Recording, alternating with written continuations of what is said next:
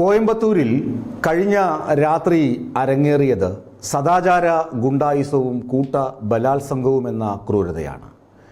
MBA വിദ്യാർത്ഥിനിയായ 21കാരി Coimbatore വിമാനത്താവളത്തിന് സമീപം അവരുടെ 23 വയസ്സുള്ള ആൺ സുഹൃത്തിനൊപ്പം കാറിൽ ഇരിക്കുകയായിരുന്നു.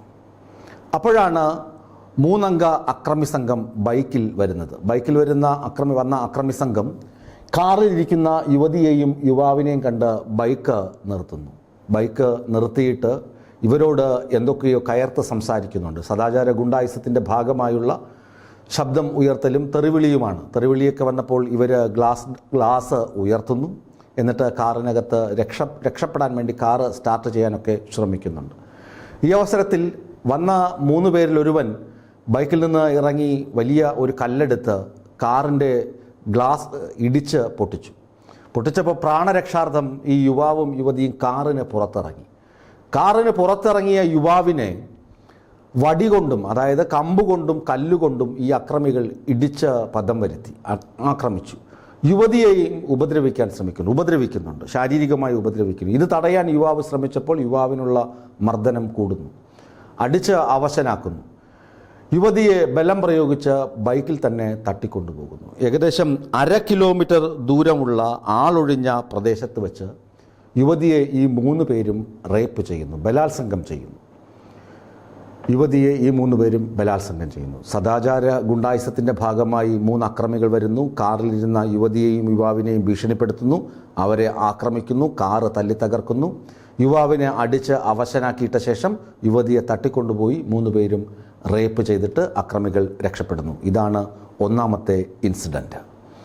യുവാവിന് ഒരല്പം ബോധം തെളിയുമ്പോൾ അയാൾ പെട്ടെന്ന് തന്നെ പോലീസ് കൺട്രോൾ റൂമിൽ വിവരമറിയിക്കുന്നു. പോലീസ് ഉടനെ തന്നെ സ്ഥലത്തെത്തുന്നു.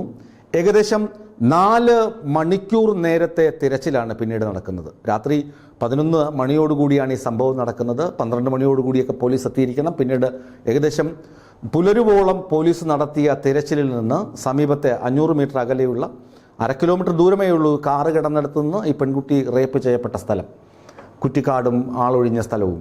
അപ്പോൾ അവിടെ റെയിൽവേ ട്രാക്കിനടുത്ത് ഈ പെൺകുട്ടിയെ വിവസ്ത്രയാക്കപ്പെട്ട നില, പൂർണ്ണ നഗ്നയാക്കപ്പെട്ട നിലയിൽ ഈ പെൺകുട്ടിയെ പോലീസ് കണ്ടെത്തുന്നു. പെൺകുട്ടിയെയും യുവാവിനെയും പെട്ടെന്ന് തന്നെ പോലീസ് ആദ്യമേ തന്നെ യുവാവിനെ ഹോസ്പിറ്റലിൽ എത്തിച്ചു. പിന്നീട് യുവാവ് നൽകിയ വിവരമനുസരിച്ചാണ് പെൺകുട്ടിയെ അന്വേഷിക്കുന്നത്. പെൺകുട്ടിയെ കണ്ടെത്തി പെൺകുട്ടിയെയും പോലീസ് നേരെ ആശുപത്രിയിലെത്തിച്ചു. പിന്നീട് അക്രമികൾക്ക് വേണ്ടിയുള്ള തെരച്ചിലായി. ഈ അക്രമികളെ ഒരാളും രക്ഷപ്പെടരുത് എന്ന കർശന നിർദ്ദേശമാണ് കോയമ്പത്തൂർ സിറ്റി പോലീസ് കമ്മീഷണർ പോലീസിന് നൽകിയത്. 7 സംഘങ്ങളായി പോലീസിനെ തിരിച്ചു. 7 സംഘങ്ങളായി തിരിഞ്ഞ പോലീസ് സംഘം അക്രമികൾക്ക് വേണ്ടി തെരച്ചിൽ ഊർജിതമാക്കി. സാധാരണ ഏറ്റുമുട്ടലൊക്കെ എന്ന് പറഞ്ഞാൽ തലയ്ക്ക് വെടിവെച്ച് കൊല്ലുകയാണ് തമിഴ്നാട്ടിൽ പതിവ്. ഇവിടെ ഈ പ്രതികൾക്ക് എന്തോ ഈ ജീവനിൽ ഭാഗ്യമുണ്ടാകണം. തവസി, കാർത്തിക്, കാളീശ്വരൻ അങ്ങനെ 3 പ്രതികൾ, 3 സദാചാര ഗുണ്ടകളും റേപ്പിസ്റ്റുകളുമായ 3 പേരെയും കോയമ്പത്തൂരിലെ കോവിൽപ്പാളയത്തിന് സമീപത്ത് നിന്ന് അവിടെ മോഷ്ടിച്ച ബൈക്കിൽ യവന്മാർ മോഷ്ടിച്ച ബൈക്കിലാണ് ഇവർ രക്ഷപ്പെടാൻ ശ്രമിച്ചതും ഈ സംഭവ സ്ഥലത്തൊക്കെ എത്തിയത്, അക്രമം നടത്തിയതൊക്കെ. ഇവരെ പോലീസ് കണ്ടെത്തി വെള്ളൈക്കരിക്ക് അവിടെ വെച്ചിട്ട് ഒരു ഏറ്റുമുട്ടൽ നടക്കുന്നുണ്ട്. പോലീസ് യവന്മാരുടെ മുട്ടിന് താഴെ വെടിവെച്ച് 3 പേരെയും കീഴ്പ്പെടുത്തി. യുവന്മാരെയും ആശുപത്രിയിൽ അഡ്മിറ്റ് ചെയ്തിട്ടുണ്ട്. ഇതാണ് കോയമ്പത്തൂരിൽ നടന്ന സദാചാര ഗുണ്ടായിസവും ബലാത്സംഗവും ആയ കേസ്. ഇതിൻ്റെ പിന്നാലെ രാഷ്ട്രീയ ചർച്ചകളും തമിഴ്നാട്ടിൽ വന്നിട്ടുണ്ട്. നമ്മൾ രാജ്യത്തെ നടുക്കിയ നിർഭയ കേസ് പോലെയൊക്കെ തന്നെയാണ് ഈ കേസും വരുന്നത്. എന്തോ ഭാഗ്യം കൊണ്ട് ഈ യുവാവിനും ആ യുവതിക്കും ജീവൻ തിരിച്ചു കിട്ടി എന്നേ ഉള്ളൂ. 2 പേര് രാത്രി ഒരു കാറിനകത്തിരുന്ന് സംസാരിച്ചു കൊണ്ടിരുന്നാലും അല്ല അവരവരുടെ സ്വകാര്യമായ മറ്റ് കാര്യങ്ങൾ അല്ലെങ്കിൽ പ്രണയം പങ്കുവച്ചിരുന്നാലും അതിനകത്തൊന്നും ഈ മറ്റ് ആളുകൾക്ക് ചോദ്യം ചെയ്യുവാനുള്ള അവകാശമൊന്നും ആരും കൊടുത്തിട്ടില്ല. അവർ പ്രായപൂർത്തിയായി അവരവരുടെ കാര്യം നോക്കിയിരിക്കുന്നു. അല്ലാതെ മദ്യലഹരിയിലോ അല്ലെങ്കിൽ എന്തെങ്കിലും രാസലഹരിയോ അടിച്ചിട്ട് ബൈക്കിൽ പോയി നീക്ക് എന്താണ് ഇവിടെ ഇരിക്കുന്നതെന്ന് ചോദിച്ചാൽ അവരുടെ കാറും തല്ലിപ്പൊള്ളിച്ച് അവരെ അടിച്ച് അവശയാക്കി പെൺകുട്ടിയെ തട്ടിക്കൊണ്ടുപോയി പീഡിപ്പിക്കുക എന്നൊക്കെ പറയുന്നത് അത് ഏറ്റവും വളരെ കനത്ത ശിക്ഷ ലഭിക്കാവുന്ന കുറ്റങ്ങളാണ് ഈ പ്രതികൾ ചെയ്തത്.